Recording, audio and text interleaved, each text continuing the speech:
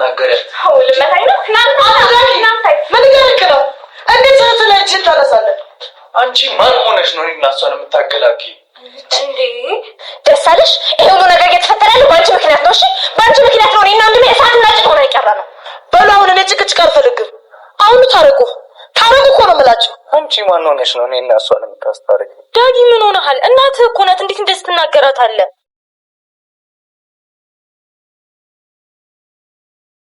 እኔ የተከበረ አባቴ አልጋ ላይ ጎረምሳ ይዛ የምትመጣ እናት የለኝም።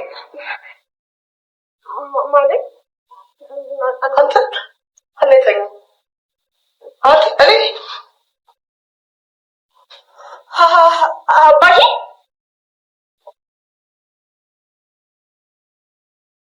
ምንድን ነው የምሰማው? አባዬ መጣት መልስልኛለህ። ሰዎች ሰራተኛዋ ሀና ድራማን እንዴት አያችሁት? ውጥንቅጡ ነው የጠፋው ዛሬ። ከምር ውጥንቅጡ ነው የጠፋው። እንግዲህ ገነትና ሀና ሲያወሩ ነበር፣ ያው ሲጨቃጨቁ ነበር።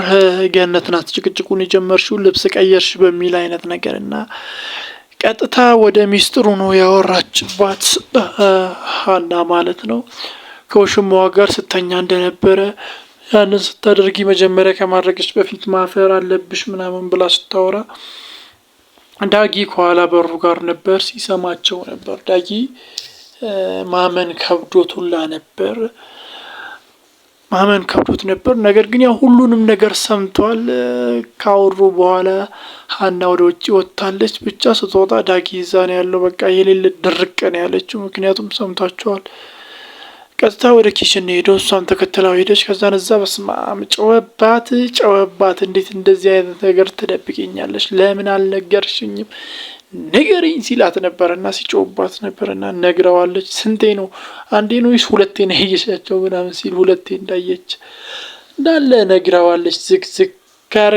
ዝግዝግ ካርጋ ነው የነገረችው። በቃ እየጨሰ እየተቃጠለ ነው ሄደው። በሌላ በኩል ደግሞ ያው ገኒና ብሌን ሳሎን ቁጭ ብለው ሲያወሩ ነበር። ለምን በፍቅር አንሞክርም ምናምን፣ እቺ ልጅ በጉልበት አልቻልናትም፣ ስለዚህ የሆነ በቃ በፍቅር ገብተን እንጥላታለን ምናምን ብለው አዲስ ቀመር እየቀመሩ ነው። ያው በፍቅር ሊያጠንዷት ነው። መጀመሪያ በፍቅር ቀስ ብሎ ይገቡና በቃ ከዛ ቤት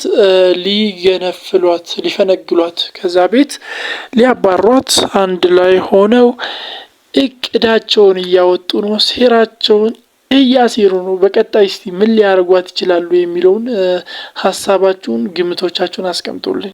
አረ ገራሚ ነው። እንግዲህ እንዳያችሁት ነው። ዳጊ በቃ አበደባት። መኝታ ቤቱ አስገብቶ እናቱ ላይ በጣም ሲጮባት ነበር። ብቻ በጣም ተናዷል። ብሌን እንግዲህ በተራዋ ደግሞ ሀና ላይ ስትጮህ ነበር። ሀና ግን ተንበርክካ ይቅርታዋን ስትለምናት ነበር። አስከፍቼሽ ከሆነ ይቅርታ፣ ምንድን የበደልኩሽ? ካወቅሽኝ ጊዜ ጀምሮ እንደዚሁ እንደ ጠላሽኝ ነው፣ ጥላቻሽ ከምን የመነጨ ነው ብላ ስትጠይቃት ነበር። ብቻ ብሌን ስትፈነጭ ብድ ስትል ነበር። ከዛም በስተመጨረሻ ያው ብሌን ሀናን በጥፊ አጩላታለች። እንግዲህ እንዳያችሁት ነው። ገነት እንባ በእንባ ሆነች ተንበርክካ ዳጊን ስትለምነው ነበር። ነገር ግን ምንም ሊሰማት አልቻለም። እንግዲህ ሀና ጋር ሄዳ ስትለምናት ነበር። ሀና እግሯ ስር ወድቃ እንደዛ እንዳላበሻቀጠቻት፣ እንዳልሰደበቻት፣ እንዳልደበደበቻት ዛሬ እንግዲህ እግሯ ስር ወድቃ ስትለምናት ነበር። ብቻ በጣም ተመችቶኛል፣ ደስ ብሎኛል። ብሌን ደግሞ ይህንን ነገር አይታ በቃ የሌለ እብድን ያለችው። እንዲሁም ያው ጁስ ስታመጣላት ዝቅ ብለሽ ስጪኝ ስትላት ነበር። ከዛን ሀና ዝቅ ብላ ሰጠቻት።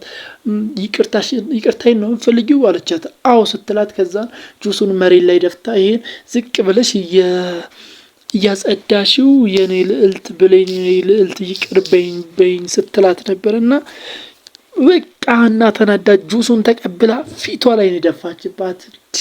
እንዴት በል ትጫወቻለሽ ምናምን ብላ በቃ ፊቷ ላይ ነው የደፋችባት። ከዛም በኋላ እንዲሁም ላንቺ ይሄን የሚገባው ብላ ያው ኃይለኛ ጥፊ ነው ያላሰጫት። ብቻ ይገባታል ለብሌን።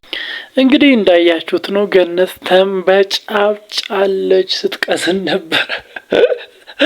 የምር ለባሏ ይነግራል ብላ አስባ በቃ ራሷ ውስጥ ሸርታቴ ስትለቅ ነበር። ታባቷ የእጇን ያገኘችው እና ያው መጨረሻ ላይ መጠጥ ጠጥቶ ነበር እና ዳጊ ብሌንን ሊለጋት ሲል ያው እናትየዋ መጣ። አሁኑን ታረቁ ምናምን ስትለው አንቺ ማነሽ እኛ ለምታስታርቂው ሲላት ነበር። ጓጓ ሲልባት ያው አባትየው ድንገት መጥቷል። ክንፈ ድንገት መጥቷል። እንግዲህ ይህ ነገር ለክንፈ ይነገረዋል ወይስ አይነገረውም የሚለው በጣም አነጋጋሪ ነው። ምክንያቱም ሁሉም ሰብሰብ ብለዋል። ዳጊ ሞቅ ብሎታል። እዛው ላይ ነገር እየሆነ የምታውቀው ደግሞ ሀና አለች። ከዛን ያው የጉዳዩ ባለቤት ደግሞ ገነት አለች እና ልጇ። ይህ ጉዳይን ክንፈ ይሰማል ወይስ አይሰማም የሚለውን ግምቶቻችሁን፣ ሀሳቦቻችሁን በኮሜንት መስጫ ሳጥን ላይ አስቀምጡልኝ። ለዚህ ቻናል አዲስ ከሆናችሁ ደግሞ ሰብስክራይብ በማድረግ የደወል ምልክቷን መጫን እንዳይዘነጋ። ባይ